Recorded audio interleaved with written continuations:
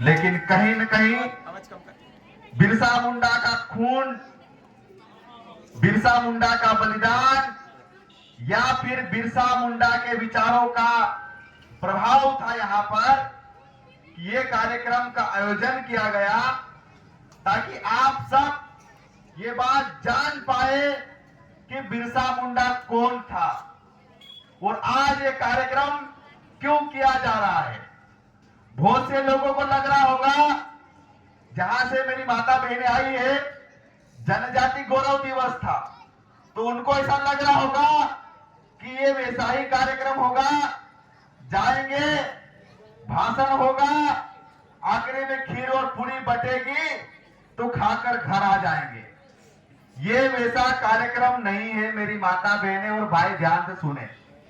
ये कार्यक्रम आपका अपना है और ये कार्यक्रम आपके बेटे और बेटी को इनके विचारों से प्रभावित करना और आने वाले समय में अगर कोई कांस्टेबल अगर कभी आपको डराए, कोई फॉरेस्ट गार्ड आपके बच्चे को डराए, तो सीना चौड़ा करके वो बोल सकता है कि जल जंगल जमीन हमारे बाप की है, आपकी नहीं है। ये सिखाने का ये कार्यक्रम है। तो मैं अपनी बात को शुरुआत करने से पहले मैं आप लोगों से विनती करता हूं कि मेरे साथ में एक बार जयकारा लगाए, भगवान बिरसा मुंडा की। जब तक हर एक व्यक्ति अपना हाथ ऊंचा करके नारा नहीं लगाएगा, तब तक मैं 6 बजे तक यही नारा लगाता रहूंगा। भगवान बिरसा मुंडा की, भगवान बिरसा मुंडा की, मालिक टंट्या की, मालिक टंट्या की, संविधान निर्माता बाबा साहेब अंबेडकर की, संविधान निर्माता बाबा साहेब अंबेडकर की। बहुत बहुत धन्यवाद। साथियों, आप सब यहां पर आए, आप सभी का हार्दिक अभिनंदन, बहुत बहुत स्वागत है।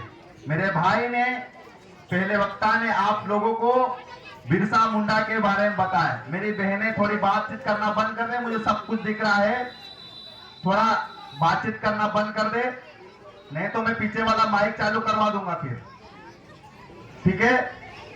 इसलिए बातचीत करना बंद कर दे। तो मेरे भाई ने आप लोगों को बताया बिरसा मुंडा के बारे में, लेकिन आप लोगों को लग रहा होगा कि एक 25 साल का युवा और इतना बड़ा संघर्ष किया है तो किया होगा, लेकिन आप जरा अपने जहन में उतार कर देख ले, आपके घर का बेटा, आपके घर की बेटी 14-15 साल की, 18 साल का बेटा या 19-20 साल का बेटा और बेटी आजकल क्या कर रहे हैं। उसको इस बात का समझ ही नहीं आता है कि मुझे करियर में आगे बढ़ना क्या है, मुझे करना क्या है। उस भगवान ने उस जमाने में आज से 149 साल पहले बता दिया था कि आदिवासियों के लिए जंगल और जमीन कितनी महत्वपूर्ण है। इस बात का संदेश आपको दे दिया गया था। और उसके बाद ठीक है, जब हमारे लोगों ने सोचा कि 25 साल का युवा, महात्मा गांधी जब वहां पे गए तो उन्होंने कहा गया, कोई बात नहीं, महात्मा गांधी ने सोचा कि एक 25 साल का युवा जिसको महामानव बोलते हैं, क्रांति सूर्य बोलते हैं, धरती आबा बोलते हैं, इतने नामों से जाने जाने वाला ये व्यक्ति कौन है। वहां के लोगों ने जब बताया गया था कि ये एक ही व्यक्ति है जिसको क्रांति सूर्य भी बोलते हैं, धरती आबा भी बोलते हैं और भगवान भी बोलते हैं। मैं 25 साल की युवा की बात कर रहा हूं, कोई 40-50 साल के अधेड़ उम्र के आदमी की बात नहीं कर रहा हूं। आप लोगों को जब बोलते हैं बिरसा मुंडा, कितने लोग घर में बिरसा मुंडा की मूर्ति है? आज तुम्हारे घर में आबा बाबाओं की मूर्ति मिल जाएगी, जिन्होंने तुम्हारे लिए, तुम्हारे बच्चों के लिए कुछ भी नहीं किया है। जो घर में आते हैं, सत्संग में आते हैं और क्या बोलते हैं, मोह माया सब बेकार चीज है। और वही मोह माया के बाद वो अपना झोला भर के अपने घर चले जाता है। लेकिन उस महामानव ने 25 साल की उम्र में जब अंग्रेजों ने बोला कि तुम बोल दो, तुम आदिवासी नहीं हो, तुम इस देश के मूल मालिक नहीं हो, तुम्हारी सजा कम कर देंगे हम, तुमको छोड़ देंगे हम। लेकिन उस महामानव ने कहा नहीं, मैं आज अगर हार मान गया तो मेरी आने वाली पीढ़ी, मेरे छोटे छोटे बच्चे जो आदिवासी है और जो होने वाले हैं, वो नपुंसक पैदा हो जाएंगे, वो कभी लड़ नहीं पाएंगे। उसने कभी इस बात को स्वीकार नहीं किया और अपने आप को आदिवासी और इस देश का मूल मालिक कहलाया। आज उसकी जन्म जयंती है। साथियों, वर्तमान के दौर में हम देखते हैं बहुत से लोग बोलते हैं कि मैं भील हूं, मैं भिलाला हूं, मैं बारेला हूं। लेकिन साथियों, सबसे पहले आप आदिवासी हो और इस देश के मूल मालिक हो और इस जंगल जमीन के मालिक हो। इस बात को अपने जहन में उतार के चलना। मेरा भाई जब यहाँ पे मैं पहुंचा था तो उन्होंने बताया था कि इस क्षेत्र को टाइगर रिजर्व घोषित किया जा रहा है। जहां पर मैं आज मौजूद होकर आप सबसे बात कर पा रहा हूं, उस क्षेत्र को टाइगर रिजर्व घोषित किया जा रहा है। मेरे भाई और बहनों, मैं आपको बता देना चाहता हूं, जिस दिन इस जंगल से आपको निकालेंगे, मैं उस क्षेत्र से आता हूं जहां पर नर्मदा का पानी हमारे क्षेत्र में घुस गया, जहां का डूब प्रभावित मैं खुद हूं। हमको आधी रात में कहा दिया गया था, जहां पर आधी रात में पानी छोड़ दिया गया था और बोल दिया कि यहां से निकल जाओ या फिर तुम मर जाओ। तुम्हारा क्षेत्र भी, तुम भी उसी दरमियान पे खड़े हो, उस तलवार की नोक पर खड़े हो, कभी भी तुम्हारे सर पर गिर सकती है। इस बात को गांठ बांध के आज चल देना तुम लोग। टाइगर रिजर्व घोषित करेंगे। एक जमाना ऐसा था, उस जमाने में टाइगर को बंद कमरे में रखा जा रहा था और मनुष्य खुला घूमता था। आज वर्तमान का समय ऐसा आ गया है कि इंसानों को कमरे में बंद किया जा रहा है, पिंजरे में बंद किया जा रहा है और टाइगर के नाम पर घोषित करके और हम लोग बाहर किया जा रहा है। इसमें आप लोग लग रहा होगा हाँ ठीक है, ये बोल रहे हैं 300 से ज्यादा गांव आपके आएंगे, जिसमें एस्टिमेट अगर आंकड़ा निकाला जाए, एक गांव की 600 जनसंख्या, 600 वोटर की निकाले जाए, बच्चे और बूढ़ों को छोड़कर भी 1,80,000 ज्यादा लोग यहाँ से पलायन होंगे।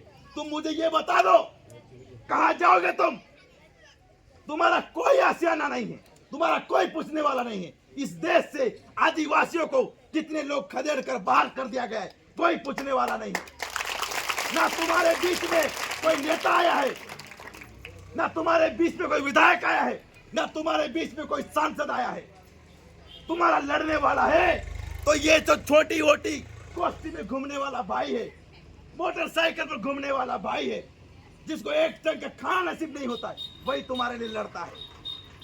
लेकिन फिर भी तुम लोग ऐसे कार्यक्रमों को छोड़कर, मैंने आपको बोला था यहां से ऐसा इंसुलिन लगा के जाऊंगा, ऐसा इंजेक्शन लगा के जाऊंगा, ताकि आने वाले समय में आप लोग मेरी जरूरत नहीं पड़े, आप खुद लड़ सकते हो। मैंने पहले ही कहा था कि आपका बच्चा ऐसा बनना चाहिए कि पुलिस के सामने खड़ा होकर छाती ठोक के बोल सकता है ये हमारा कानून है। 4 लीटर दारू रखने का अधिकार हमको है। हमको इस जंगल से कोई बाहर नहीं निकाल सकता, कोई हमारे ऊपर केस नहीं बना सकता है। ये हमारे पास अधिकार है। ये तुम्हारे बच्चे को पता होना चाहिए, ये तुम्हारे लोगों को पता होना चाहिए। अगर तुम्हारे को पता नहीं है, तुम्हारे बच्चों को ये बात पता नहीं है, तो तुम्हारे बच्चा पढ़ लिख कर भी, MA की डिग्री करने के बाद भी, मास्टर की डिग्री करने के बाद भी वो गांडू और अनपढ़ है। इस बात को ध्यान रखना तुम लोग। तुमको लगता है हमारा बच्चा नौकरी लग जाएगा, हमारा भविष्य सुरक्षित हो जाएगा, ये तुम्हारी गलत सोच है। मैंने नौकरी करने वाले लोगों को भी शहरों में बसते हुए देखा है, और उनके माँ बाप को घर में कंधा देने वाले भी नसीब नहीं होते हैं। एक बात ध्यान रखना, क्योंकि हम लोग जंगल में रहे। जिस दिन हम इस जंगल से बाहर हो जाएंगे, जिस दिन हम इस जमीन से बाहर हो जाएंगे, एक तालाब में मछली जो होती है वो सिर्फ तालाब में सुरक्षित दे सकती है। एक तालाब में जो नदी में जो मछली होती है वो सिर्फ नदी में सुरक्षित हो सकती है। इस प्रकार आदिवासी को सिर्फ जंगल और इस जमीन पे हम सुरक्षित हो सकते हैं, इसके बाहर तुम लोग सुरक्षित नहीं रह सकते। अगर तुमको बोल दे हमारा बच्चा अगर कोई इंदौर और भोपाल में या कहीं पर अगर पढ़ता होगा, उसके यहाँ सिर्फ हमारे डोकरे माँ बाप जो रहते हैं लेके जाते हैं, कभी चलो घूमने चलते हैं, 2 दिन मुश्किल से रह पाते हैं और बोलते हैं ये छोटी सी हागनी खोदरी में मेरे को ज्यादा दिन नहीं रवाएगा। यहाँ पे नहीं बैठा जाता है, इस 4x4 कमरे में मुझे नहीं रहा जाता है। और ये सत्य बात है। उस आदिवासी कैसे पलायन करके तुम यहाँ से बाहर कर सकते हो तुम, और ये तुम्हारे पर आने वाले समय में ये विपरीत परिस्थिति आने वाली है। दूसरी बात, दादा थोड़ा शांति रखो, ठीक है, लाइन कोई बात नहीं। दूसरी बात साथियों, यहाँ पर माता बहनें मेरी बेटी हुई है। आप लोगों को मुख्यमंत्री ने घोषणा करी थी लाडली बहन योजना। कितने लोग लाभ मिले लाडली बहन योजना? हाथ ऊपर करो जरा। लाडली बहन योजना का लाभ कितने लोग मिलता है? हाथ ऊपर करो जरा। कोई बात नहीं, हाथ ऊपर नहीं करे तो। लेकिन एक बात ध्यान रखना साथियों, एक योजना ने, एक हमारी योजना ने माता बहनों ने किस किस बात का सौदा करा, एक बात ध्यान रखना। मेरी बात मुझे पता है, इस वीडियो के माध्यम से, सोशल मीडिया के माध्यम से मेरी बात भोपाल तक जाएगी। लेकिन मैंने बता चुका हूं, अगर मेरी लाडली बहनों ने अगर कभी 1500 के लालच में, 1200 रुपए के लालच में अगर कभी भाजपा को वोट दिया हो, एक बात ध्यान रखना, आपका इस 1200 का मूल्य मैं आपको आज बताने ही आया हूं। आपने एक 1200 रुपए महीने के लालच में अगर कभी वोट दिया है तो गिनो में कितने आपको नुकसान बता रहा हूं। आपके इस 1200 की कीमत आपका पढ़ने वाला बेटा और बेटी इंदौर और भोपाल जैसे क्षेत्र में रह रहा है या घर पे रह रहा है, उसके रोजगार को छीनकर आपको 1200 रुपए दिया गया है। आपको ये 1200 रुपए कीमत महीना, जो यूरिया खाद है, डीएपी खाद एक समय पे हमको मिलता था 800-900 रुपए में, वही आज यूरिया खाद हमको मिलता है कितने में? 1300-1400 रुपए मिलता है। हमारे क्षेत्र में शिक्षा आज किस दिन मुफ्त होनी जानी चाहिए थी। आज वो शिक्षा हमारे क्षेत्र में, सरकारी स्कूल में टीचर नहीं है, सही ढंग से व्यवस्था नहीं है, हमको प्राइवेट स्कूल में पढ़ाना पड़ता है। उस बच्चे की फीस अगर कभी हमको प्राइवेट स्कूल पढ़ाना है तो उसकी फीस हमको कितनी देना पड़ती है? 12,000 15,000 साल देना पड़ती है। हमको पैसा कितना मिला है? 1200 और 1100 रुपए।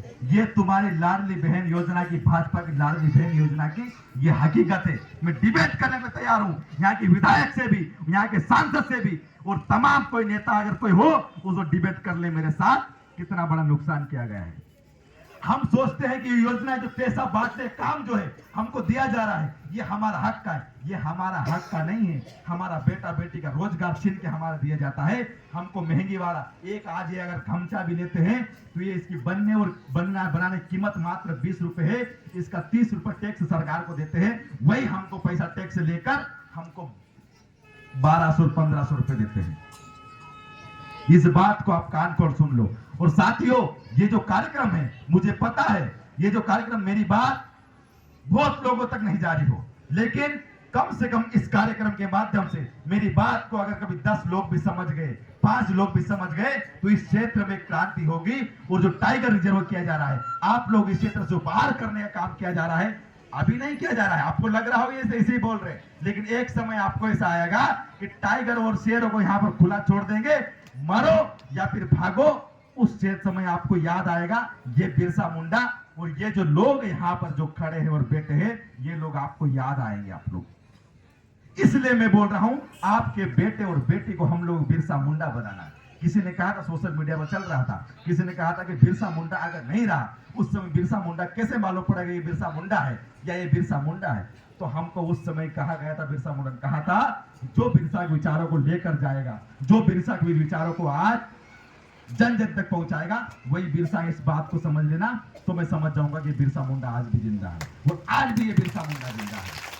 आज मैं आप लोगों बच्चों में, आप लोगों में एक बिरसा मुंडा का खून रक्त स्त्राव करने आया हूं, आपको जागृत करने आया हूं कि आप लोग जाग जाओ। आप लोग बहुत बड़ी समस्या में आने वाले हो, बहुत बड़ी विपरीत परिस्थिति में आने वाले हो।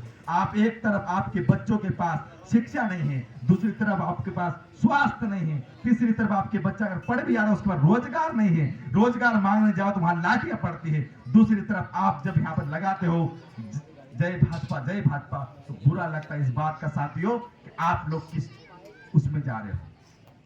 हम लोग समझना पड़ेगा, शिक्षा, स्वास्थ्य, रोजगार, इसके ऊपर दूसरी कोई बात नहीं होना चाहिए, तब जाके वोट पड़ना चाहिए। और जन जन तक इस बात को पहुंचाना पड़ेगा, बिरसा मुंडा और टंट्या भील के विचारों पर भेजना पड़ेगा। टंट्या भील को कितने लोग जानते, जरा हाथ ऊपर करके बड़ा बताए मेरी माता बहने, टंट्या भील के नाम किसने सुना है?